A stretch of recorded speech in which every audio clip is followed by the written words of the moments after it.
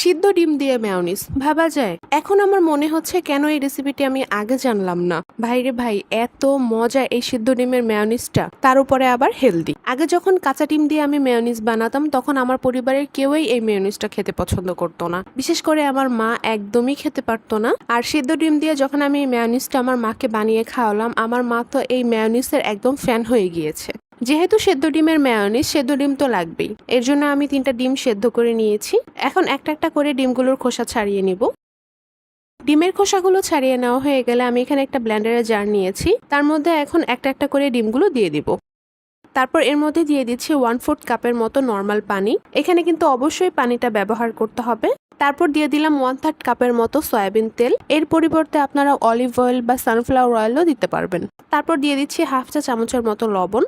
তারপর দিয়ে দিচ্ছি 1 টেবিল চামচের মতো চিনি। আমি যতটুকু চিনি দিয়েছি এর ফলে মায়োনিজটা হালকা মিষ্টি মিষ্টি হবে। আপনারা যদি এরকম মিষ্টি মিষ্টি পছন্দ না করেন তাহলে 1/2 টেবিল চামচের মতো চিনি দিলেই হবে। তারপর দিয়ে দিচ্ছি 2 টেবিল চামচের মতো গুঁড়া দুধ। এই গুঁড়া দুধের ফলেই কিন্তু মায়োনিজের টেস্টটা অনেক বেশি ভালো আসে। তারপর দিয়ে দিয়েছি 1/4 চা চামচের মতো কালো গোলমরিচের গুঁড়া। আর সবশেষে দিয়ে দিলাম 1 টেবিল চামচের মতো ভিনেগার। কেউ ভিনেগার না দিতে চাইলে এর পরিবর্তে সমপরিমাণে লেবুর রস দিতে পারবেন। তারপর ব্লেন্ডারের জারের মুখটা লাগিয়ে বেশ কিছুক্ষণের জন্য একটু ব্লেন্ড করে নিতে হবে।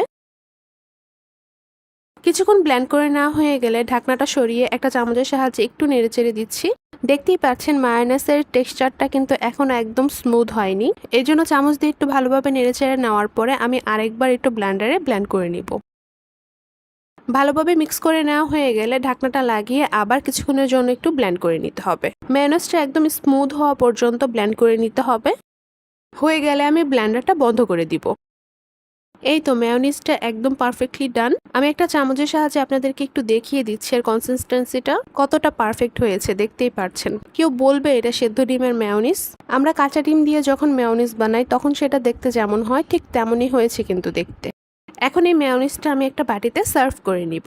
আপনাদের সবার কাছে অনুরোধ থাকবে আপনারা একবার হলে এই মেয়োনিজটা বাসায় ট্রাই করবেন।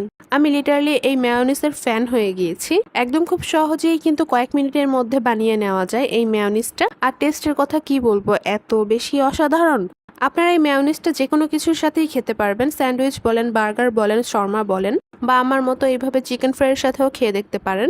ভীষণ ভালো লাগে। আর এই মেয়োনিজটা কিন্তু সালাদের ড্রেসিং হিসাবেও ব্যবহার করা যাবে।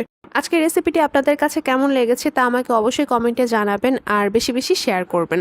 আর আমার রেসিপিগুলো যদি আপনাদের কাছে একটু হলেও ভালো লেগে থাকে তাহলে আমার চ্যানেলটি সাবস্ক্রাইব আর আমার ফেসবুক পেজটি ফলো করে আমাকে সাপোর্ট করবেন। আজকের মতো তাহলে এই পর্যন্তই। সবাই অনেক বেশি ভালো থাকবেন। ধন্যবাদ। আল্লাহ হাফেজ।